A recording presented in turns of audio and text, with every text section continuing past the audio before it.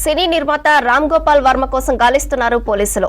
Hyderabad Jubilee hills లో రామ్ గోపాల్ వర్మ ఇంటి నోటీసులు ఇచ్చేందుకు వెళ్లిన పోలీసులకు ఆర్జీవీ లేరని సిబ్బంది చెప్పారు. దీంతో రామ్ గోపాల్ వర్మ కోసం వెతుకుతున్నారు. ఇప్పటికే పోలీసులు ఆర్జీవీ అడ్వకేట్ ద్వారా వర్చువల్ గా విచారణలో పాల్గొంటారని చెప్పారు. అందుకు పూర్తి సహకారం అందిస్తామన్నారు. ఇందుకు సంబంధించి మరింత సమాచారం అనిల్ అందిస్తారు.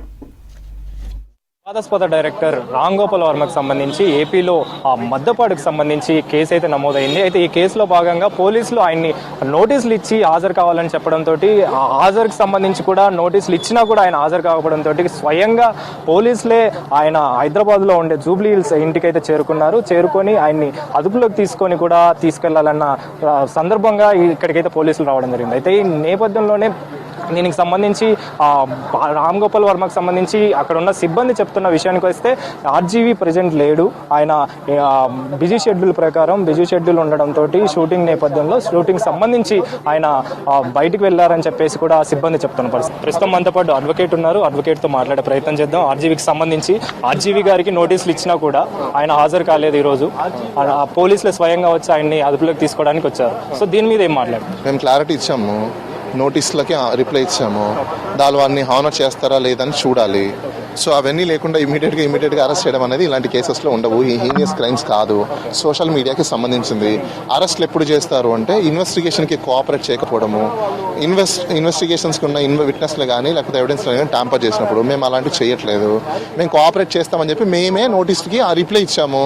Then we voluntarily send reply to the notice. అలాంటప్పుడు ఇంకా క్వశ్చన్ ఎక్కడ ఉంటుంది? అరెస్ట్ చేసే క్వశ్చన్ ఎక్కడ ఉంటుంది? దీనికి సంబంధించి ఆర్జీవీ ప్రెజెంట్ ఎక్కడున్నారు? అసలు మీకు అందుబాటులో ఉన్నారా? మీరు ఆయన్ని కాంటాక్ట్ అయిన సిచ్యువేషన్స్ అయితే ఉన్నాయా? టుడే ఐఎమ్ నాట్ కాంటాక్టెడ్ అండి. మేము నోటీస్ పంపించాము. ఆయన బిజీలో ఉన్నారు, బిజీ షెడ్యూల్లో ఉన్నారు. ఆయన బిజీ షెడ్యూల్లో ఉన్నారు కాబట్టి ఈరోజు రావడానికి కుదరదు, మాకు టైం కావాలని అడిగారు. ఎందుకంటే మీరు లాస్ట్గా చెప్పండి, అసలు దీనికి సంబంధించి హాజరు అవుతారా లేకపోతే విర్చువల్గా మీరు కోరుతున్నారని చెప్పేసి అంటున్నారు. ఏ విధంగా మీరు అంటే ఒకవేళ హాజరు కావాలంటే మీరు ఏం టైం అడుగుతారు? నేను అందరికీ క్లారిఫై చేస్తున్నాను ఒకటే, దీంట్లో మేము హైబ్రిడ్ మోడల్ అడిగాము. వాళ్ళు ఏం ఆన్సర్ చేస్తారో చూడాలి. అది తెలియకుండా I'm not a God to predict. వచ్చిన సమాచారం ప్రకారం ఆయన ఇక్కడే హైదరాబాద్ లో ఉన్నారు, ఒక ఫామ్ హౌస్ లో ఉన్నారని చెప్పేసి ఒక సమాచారం అయితే అక్కడికి వెళ్తారా? ఆయన అమెరికాలో ఉన్నారు, వెళ్తారా? ఆయన అమెరికాలో ఉన్నారు, వెళ్తారా? లేదా ఆయన లండన్లో ఉంటారు, వెళ్ళిపోతారా? ఈ రోజుకి అవుతుందా? కాదు కదా. ఆయన లేరు కాబట్టి లేరు, మాకు టైం కావాలని కోరాము. 25th ఈరోజు హాజరు కావాలా, మాకు రావడానికి కుదరదని చెప్పేసి కోరున్నాము. మేము అమెరికా కూడా వెళ్ళిపోతాం, లండన్ కూడా వెళ్ళిపోతాం, ఇంకో చోటు కూడా వెళ్ళిపోతాం. అంటే వెళ్ళండి. ఫర్దర్గా మీరు ఈ కేసుకి సంబంధించి ఏ విధంగా మీరు ప్రొసీజర్ కొనసాగించనున్నారు? అసలు ఇనిషియల్ స్టేజ్లోనే లేకపోతే ఇంకా తెలియనిది మీరు అదే అంటున్నా. I'm not a God to predict.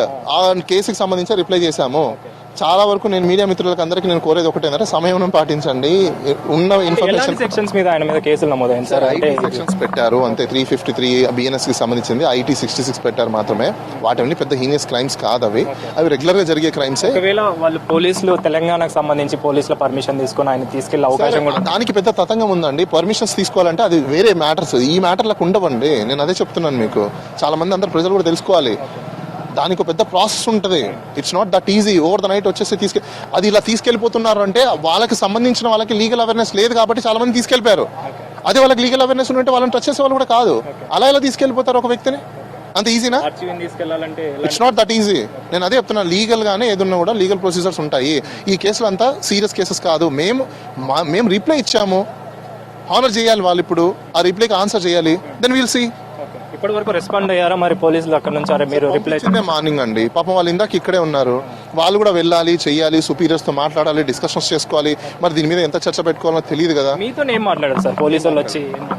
ఏం మాట్లాడారు? ఓకే. సో మొత్తానికైతే ఆర్జీవీకి సంబంధించి ఫిజికల్ గా కాకుండా వర్చువల్ గా జాయిన్ అవుతామని చెప్పేసి కూడా ఇప్పటికే పోలీసులకు సమాచారం ఇచ్చామని చెప్పేసి కూడా అడ్వకేట్ చెప్తున్నారు. కెమెరా పర్సన్ మనీతో అనిల్, V6 న్యూస్, హైదరాబాద్.